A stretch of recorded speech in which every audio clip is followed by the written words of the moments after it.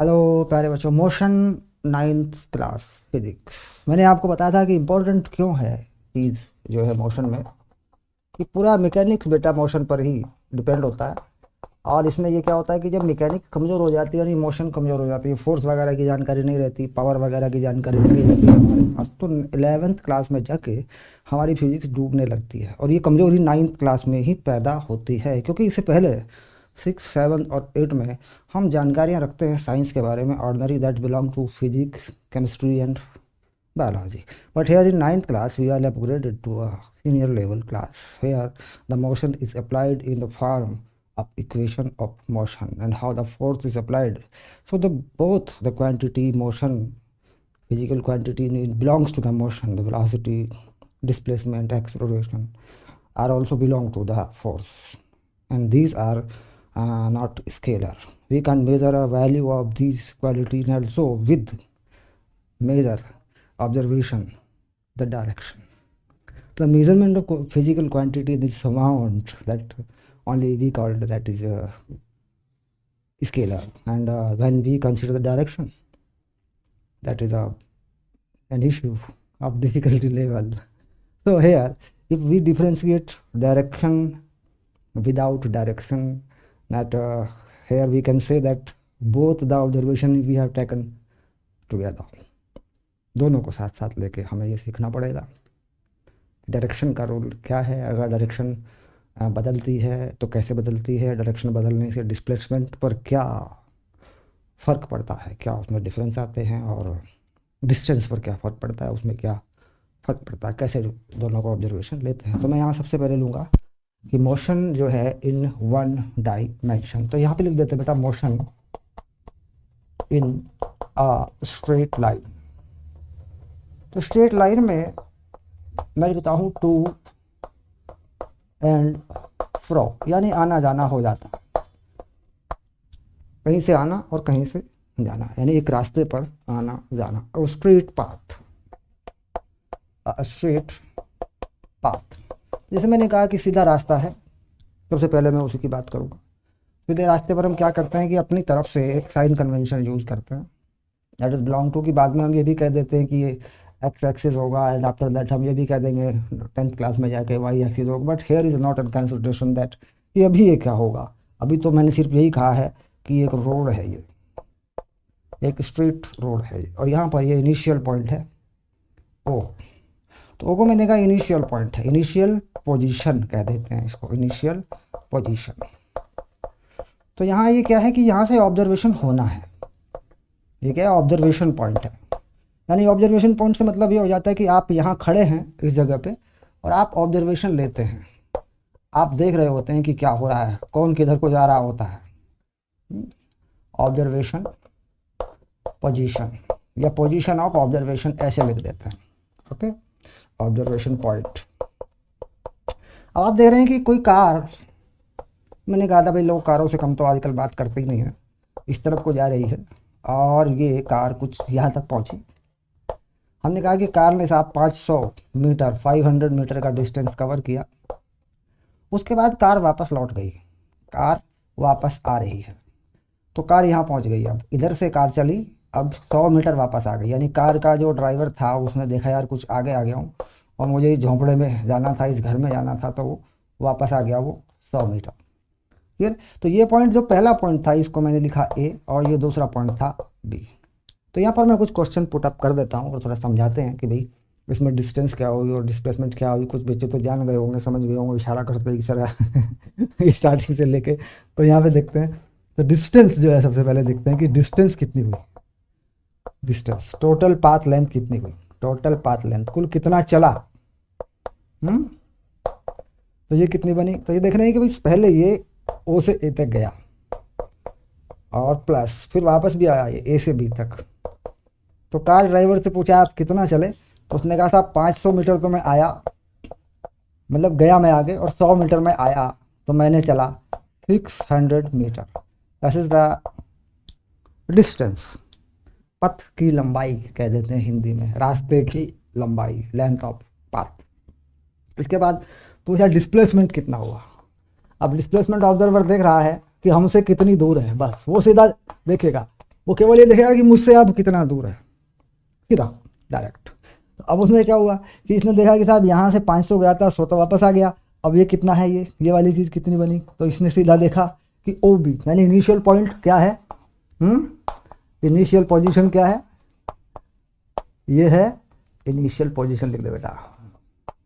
हाँ, ये है ओ, और फाइनल पोजीशन क्या है, ये है बी। हाँ, तो इसने तो ओ बी देखना है, ओ बी कितना हुआ, तो 500 माइनस 100, ये दिख रहा है 400 मीटर। ठीक है, ये तो हमसे तो 400 मीटर दूर है अभी तो। हाँ, तो इस तरीके से क्या होता है, आना जाना हो जाता है। अब देखा हमने दूसरा एग्जाम्पल ले लिया, इसमें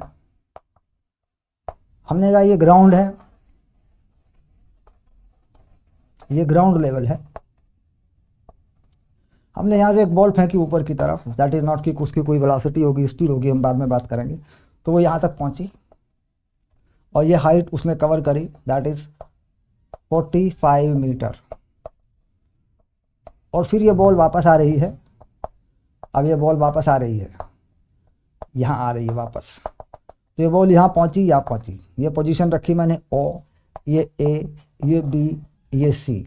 तो मैंने कहा ये यहाँ आई जब, ये वाली चीज़, ये 10 मीटर है, और यहाँ से यहाँ तक ये आई तो ये 5 मीटर और आ गई नीचे, ऐसे। ठीक, तो मैं रेफरेंस ओ इनिशियल पॉइंट के रेस्पेक्ट में आपसे कुछ बातें पूछूंगा। तो मैं पूछूंगा find total distance from O to C. पहला क्वेश्चन मेरा ये होगा। दूसरा क्वेश्चन आप सॉल्व करना शुरू कर सकते हैं, करिए। फिर मैंने कहा डिस्प्लेसमेंट,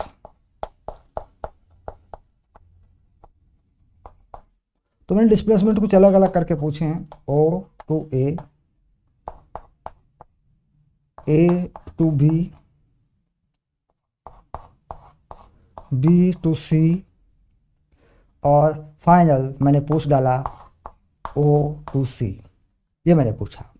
इसी तरीके से मैं डिस्टेंस को भी अलग अलग करके पूछ सकता था, लेकिन वो मैंने एक ही पूछ ली, क्योंकि मेरा पर्पज ये है भाई कम से कम टाइम में बातें हमारी समझ में आ जाए। तो डिस्टेंस की बात पहले कर लेते हैं। That is a lovely concept, physics fun if you are understanding properly. बड़े मज़े की चीज़ है फिजिक्स। अक्सर मन में आता है यार क्या हमको पढ़ाई करनी पड़ रही है, हम बड़ी मुसीबत में आ गए हैं, क्या हम पर जिम्मेदारियाँ डाल दी गई हैं, हम क्या करें, बड़ा काम है यार, बड़ी बाकी चीज़ों में बड़ा मज़ा है। मोबाइल देखो ना, शॉर्ट मोबाइल पे आते हैं, क्या क्या बढ़िया बढ़िया लोग डालते हैं। तो अब इसलिए that is not belong to your category of life, you are student that belongs to education, only education should be your target. क्योंकि जो लोग ऐसा कर रहे हैं सोशल मीडिया पर या कहीं भी कर रहे होंगे, they should not targeted to education. वो पढ़ाई की तरफ नहीं है, वो एक सोशल मीडिया लाइफ है, सामाजिक जीवन है। तो उसे अलग होकर के हमें थोड़ा सा ये समझना पड़ेगा पहले अपने आप को कि नहीं अभी पढ़ाई का समय है, तो पढ़ाई में हमें सीखना होगा। हाँ, उसके बाद जब उम्र बढ़ जाती है, जब हम पढ़ लेते हैं, that we are also belong to the social life. उसके बाद ठीक है हम भी सोशल लाइफ में चले जाएंगे। अब यह हो रहा है कि बच्चे पढ़ भी रहे हैं, कुछ बच्चे फिर सोशल मीडिया पे इंटरेक्टिव हो रहे हैं, तो माइंड सेट डाइवर्जन हो जाते हैं, दिमाग बट जाता है बेटा, ध्यान बट जाता है। और ये बात सच है, अगर ध्यान बट जाए तो ध्यान टूटता भी है, फिर कंसंट्रेट नहीं कर पाते हम उन चीज़ों को।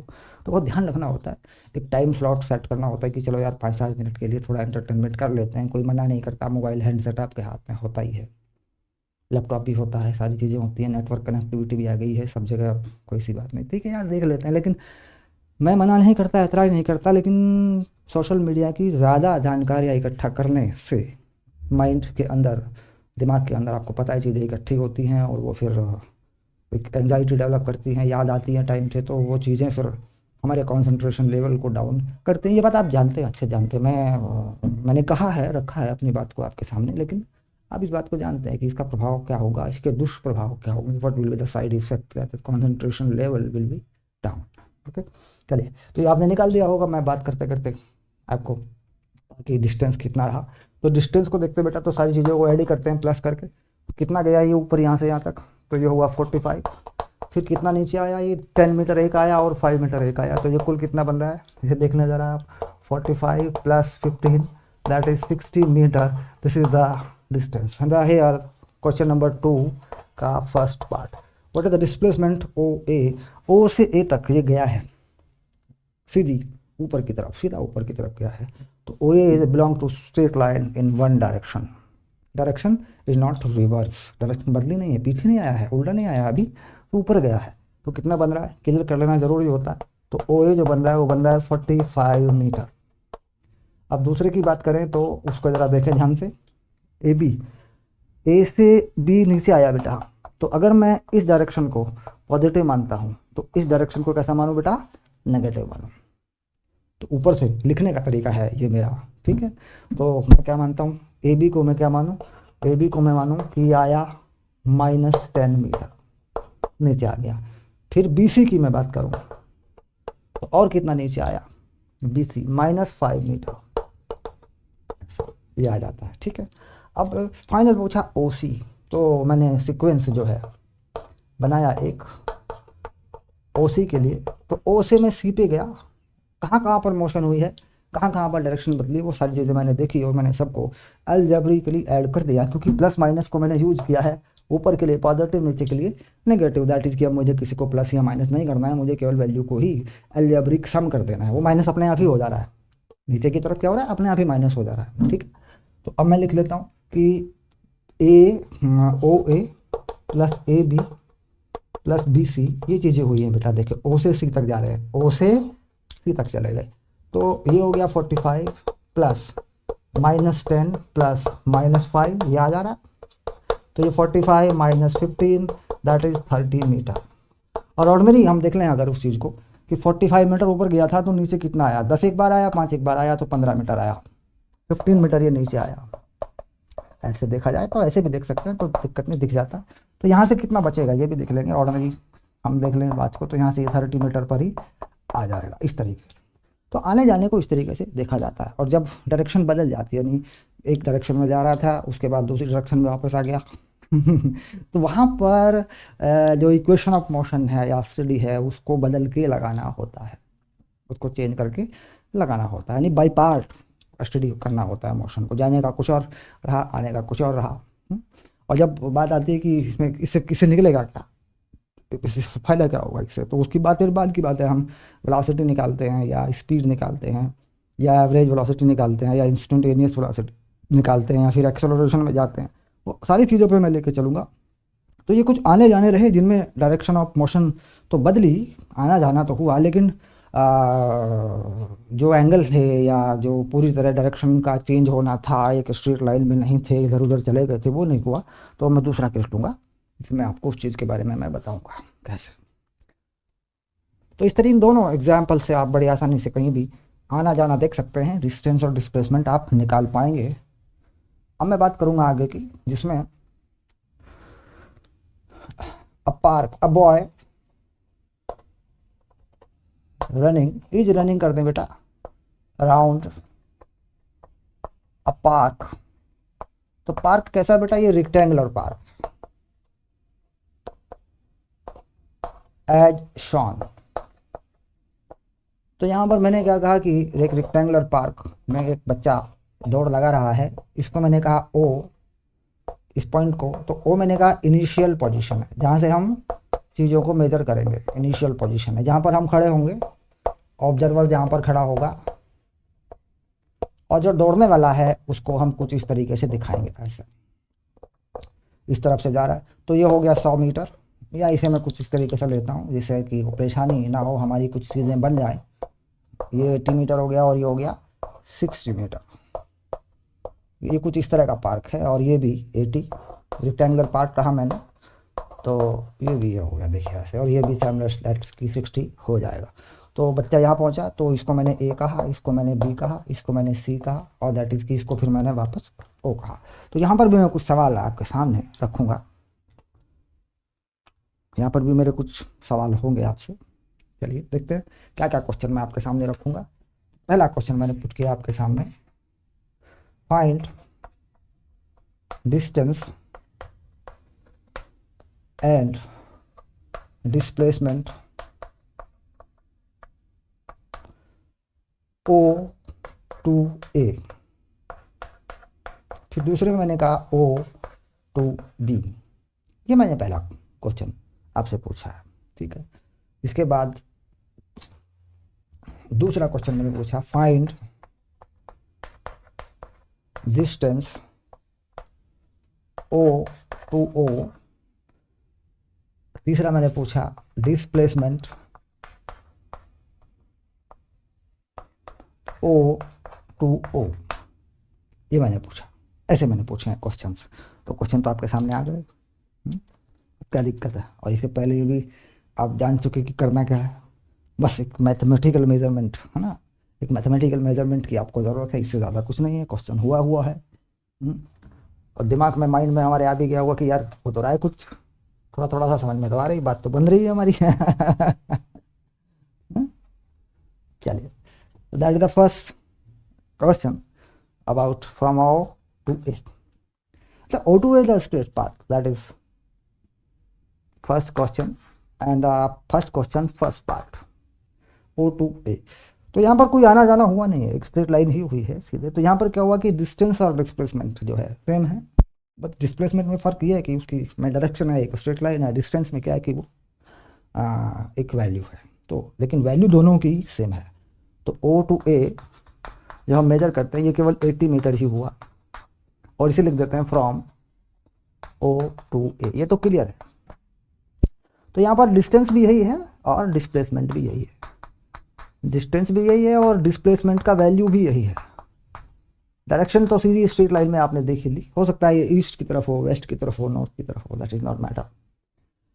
इसके बाद हमने कहा O to B, इसी में हमने सेकंड क्वेश्चन रखा बेटा, O to B, यानी यहाँ से यहाँ पहुँचा, यहाँ से यहाँ पहुँचा, ओके, यहाँ तक की बात आ गई, ठीक। तो डिस्टेंस मेजर किया जाए, पहले डिस्टेंस मेजर किया जाएगा तो क्या होगा, पहले कितना कवर किया 80 मीटर, डिस्टेंस माइनस तो होती नहीं है, फिर इधर दौड़ा, कितना कवर किया 60 मीटर, तो कितना आ गया 140 मीटर। अब बात आती है कि डिस्प्लेसमेंट कितना हुआ, तो आप समझ गए होंगे, समझने वाले समझ गए होंगे, हाँ, डिस्प्लेसमेंट कितना हुआ। सीधा अगर यहाँ एक रोड होता उसे मिला देता, यहाँ एक सीधा रास्ता होता उसे मिला देता, O to B, that is OB. But this is found by Pythagoras because this is the rectangular part and this angle is 90 degree. तो इसके लिए क्या करता हूँ, 80 का स्क्वायर और 60 का स्क्वायर, और जब OB निकालता हूँ तो that is square root of this number 80 square plus 60 square, तो ये पूरा हो जाता है मेरे पास 6400 एंड 3600। तो ये पूरा नंबर मेरे पास बन के आता है, रूट होके आता है 100 मीटर, तो दैट इज 100 मीटर। ये डिस्प्लेसमेंट है जो कि हुआ नहीं है। इस रास्ते से अगर वो जाना चाहता, यहाँ पर एक सीधी रोड अगर बना देता मैं, तो कितना जाता वो 100 मीटर।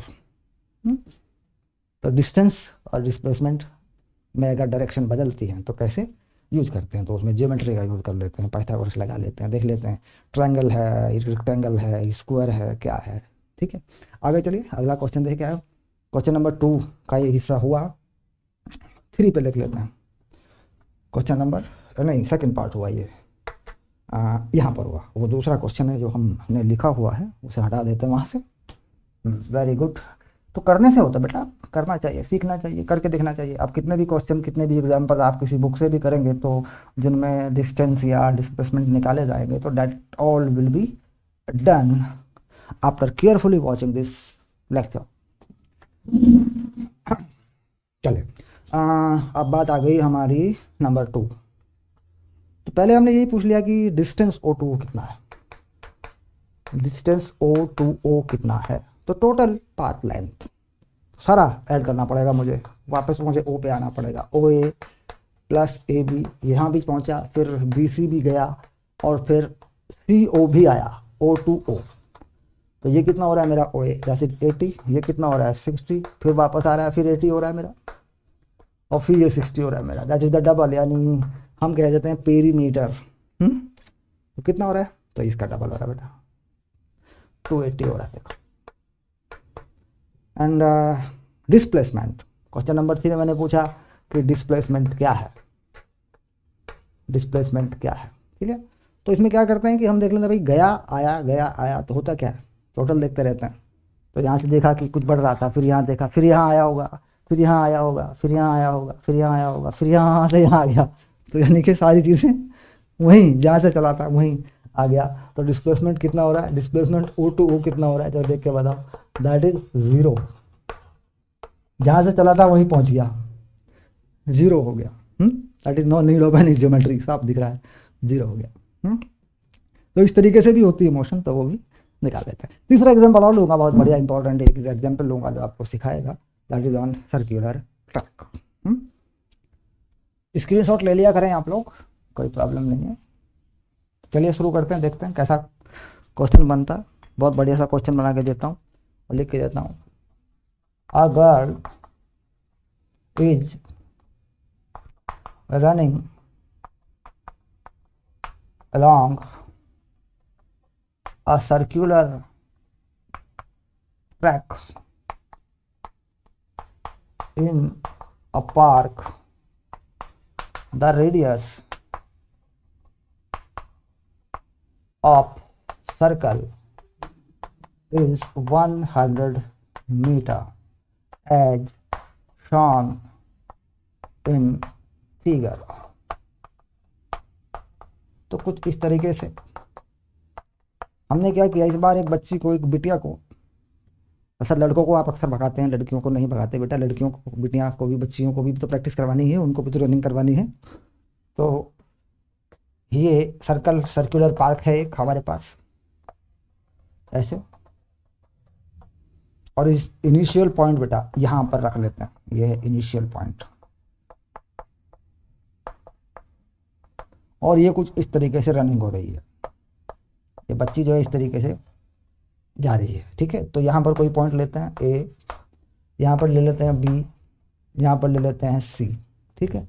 तो रोड जो है आपका तैयार हो गया है। ये एक सर्कुलर रोड है, ट्रैक बनी हुई है, ये सर्कुलर ट्रैक है ऐसे। छोटी सर्कुलर ट्रैक पर अगर भागते हैं तो चक्कर आ जाते हैं तो इसलिए मैंने इसका रेडियस 100 मीटर रखा है, कम नहीं रखा, बड़ा बना के रखा है मैंने इसका।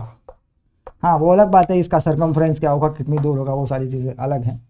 अब मैं इस पर सवाल पूछूंगा आपसे, क्या क्या सवाल मैं इस पर पूछूंगा, उसके लिए तैयारी आप रखिए कि सर पहला सवाल सबसे पहले मैं कर दूंगा, वीडियो लेक्चर को पढ़ते पढ़ते ही मैं कर दूंगा, पहला सवाल मैं कर दूंगा, क्लियर। फाइंड, बस यहाँ लिख देता हूँ फाइंड। तो पहले वाले में मैं डाल देता हूँ डिस्टेंस एंड डिस्प्लेसमेंट। तो क्वेश्चन ही यही रहेगा, क्योंकि जगह जगह यही पूछना है मुझे, तो पहला दूसरे की बात ही नहीं, इसी में मैं एक क्वेश्चन में ही ऑप्शन बना देता हूँ, O to A। दूसरे में आप जानते हैं मैं क्या लिखूंगा, O to B। तीसरे में मैं लिखूंगा A to B। फोर्थ में मैं लिख दूंगा B to C। और फाइनल में मैं लिख दूंगा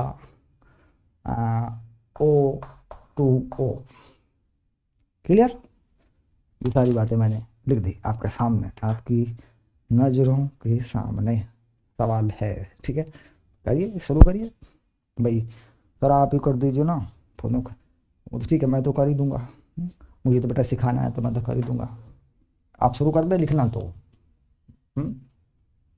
जब तक मैं आता हूँ बोर्ड साफ करता हूँ तो 10-20 सेकंड का टाइम तो लग ही जाता है, तब तक लिखना तो शुरू हो ही जाता है। वही बात क्वेश्चन की, भाई क्वेश्चन क्या है, that is the screenshot Cuttack. Screenshot लिया, चलो सर करते हैं, बोर्ड पे तो लिखा ही है ना क्वेश्चन, दैट इज नॉट। तो क्वेश्चन उतारने के चक्कर में क्यों पढ़ना सोल्यूशन करके फाइनल करो, और वीडियो लेक्चर तो है ही आपके पास, जितनी बार चाहे आप देखो चलिए ठीक है। तो पहला क्वेश्चन लेते हैं, पहला ऑप्शन लेते हैं, O to A। What is O to A? This is the path length. तो ये पाथ लेंथ, ये एंगल 90, 4 पार्ट में सर्कल को हमने लिया, ठीक। तो हम ये कहेंगे लेंथ ऑफ आर्क। जब डिस्टेंस की बात करेंगे तो क्या बनेगी, वो डिस्टेंस बनेगी लेंथ ऑफ आर्क। आर्क कितना है, 1/4 पार्ट ऑफ सरकमफ्रेंस जो सर्कल का सरकमफ्रेंस होता है उसका 1/4 पार्ट है। अब 1/4 पार्ट है, 1 2 3 4, 4 इससे हैं, 4 पार्ट है। और कितनी होती है ये, 2πr होती है टोटल। तो कितना हो गया ये, πr/2। पाई का वैल्यू 22/7 है, आर मैंने 100 मीटर दिया है, अपॉन 2 हो गया। तो ये कितना हो गया बेटा, ये 50 हो गया, 110। ये आ गया। दैट आफ्टर डेसिमल में आप इसको निकालेंगे। उसके बाद डिस्प्लेसमेंट, डिस्प्लेसमेंट करिए फाइनल। डिस्प्लेसमेंट कहाँ, ओ से ए। तो ओ से ए को मिला दो ना बेटा। अगर ओ से ए तक एक सीधा रास्ता होता तो कुल कितनी दूर जाना होता, ये रहा डिस्प्लेसमेंट। ठीक, तो वी आर यूजिंग दैट कि ये एंगल कितना है 90 और ये कितना है 100, ये कितना है 100, तो दैट इज क्या हुआ, ये पाइथागोरस यूज कर देंगे, हाइपोटेन्यूस। ठीक, तो इसमें हम क्या लिख देंगे, ओ ए। तो ओ ए क्या हुआ, अंडर रूट ऑफ इसका 100, ये 100 हुआ, ये 100 हुआ, ये देखिए। तो ये आ जाएगी।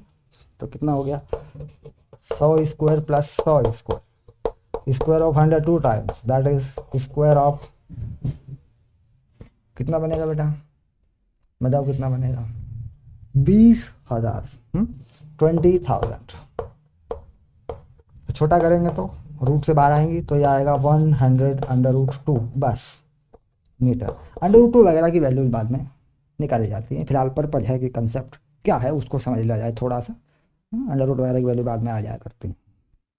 चलिए आगे बढ़िए, अब आगे आइए, यहाँ पर एक और निकल जाएगा। देखिए अगला बढ़िए, अगला सवाल क्या रखा, हाँ O2B, what is O2B, O2B। तो मैंने कहा O2B that is the distance. पहले मैं देखता हूँ कि बच्ची जो है कितनी दूर दौड़ गई। ये पाथ लेंथ है, ये कितना हो गया, आधा सर्कल। तो 1/4 1/2 पार्ट ऑफ सर्कल कह दे बेटा, कोई फर्क नहीं पड़ता क्योंकि सर्कल में भी सर्कमफ्रेंस ही लगाई जाती है। तो 2πr का आधा कितनी हो गई, πr। तो πr का मतलब क्या, 22/7 और r हो गया 100, तो ये हो गया 2200/7, ये हो गया meter, that is the distance. चलिए मैं इसी सवाल का आंसर, इसी का डिस्प्लेसमेंट बना के भी लिख देता हूँ। यही देख लेते हैं, ये देखिए डिस्प्लेसमेंट कितना होगा। तो अगर मैं ए से बी तक एक सीधा रास्ता बनाता तो यहाँ से यहाँ आ जाता, यहाँ से यहाँ आ जाता। सीधा रास्ता होता तो बच्ची ऐसे दौड़ आती और यहाँ आ जाती। तो कितना हो गया, ये 100 ये 100, तो उसकी वैल्यू कितनी होगी बेटा, 200। 100 प्लस 100, ये बन गया 200 मीटर। ए से बी तक सीधा रास्ता, ये बन गया डिस्प्लेसमेंट। तो यानी बात समझ में आ रही होगी, ऐसी बात नहीं है कि दुनिया में कुछ समझ में नहीं आता। अगर हम क्या करते हैं, ये मुंह फेर लेते हैं, यार इसमें तो मन नहीं करता है। ये नहीं करना चाहिए। खाने पीने की चीज़ों में तो आजकल बच्चे अक्सर दूध नहीं पीते हैं, दूध में बॉर्नवीटा डाल दो ना मम्मी, क्या बात करते हो तुम लोग। हाँ, दूध का अपना स्वाद होता है। अरे एक गिलास दूध दबा के बढ़िया गाढ़ा करके, कंप्लीट फूड होता है दूध में। पता नहीं क्या क्या खाना पीना पसंद करते हो तुम लोग। अब नेचुरल फूड पे रहना चाहिए हमेशा, एक माइंड जो है फ्रेश रहे, माइंड प्लेन रहे, जो माइंड सेट सिग्नल होते हैं वो नॉर्मल रहें, कॉन्सेंट्रेटिव रहें। तो हम क्या करते हैं कि जो फोक फूड होता है उसको छोड़ते जा रहे हैं, बाजार के खाने खाते जा रहे हैं। तो भला हमारी खा वाला कोई नहीं। क्योंकि साइंस का लेक्चर है, फिजिक्स का है, तो मुझे कुछ स्वास्थ्य संबंधी बात भी बता देनी चाहिए कि सिंपल फूड रखें। और सुबह तो बिल्कुल चटपटी चीज़ें ना खाएं, सिंपल नाश्ता करके जाएं, दूध रोटी जो भी है। चाय वगैरह को छोड़ दो, चक्कर में मत पड़ो। पी रहे हो तो कम करते चले जाओ। ज़्यादातर बच्चे तो नहीं पी रहे हैं, लेकिन पी रहे हो तो कम करते जाओ, ठीक है। हाँ अब आगे चलिए। हाँ O2B हो गया, A2B चलिए। A2B जरा बता दो, A2B क्या होगा। ए से बी पे गया, तो ए से बी पे जाने का मतलब ये बच्चा यहाँ से यहाँ पहुँचा, तो this is the 1/4 part of again circumference.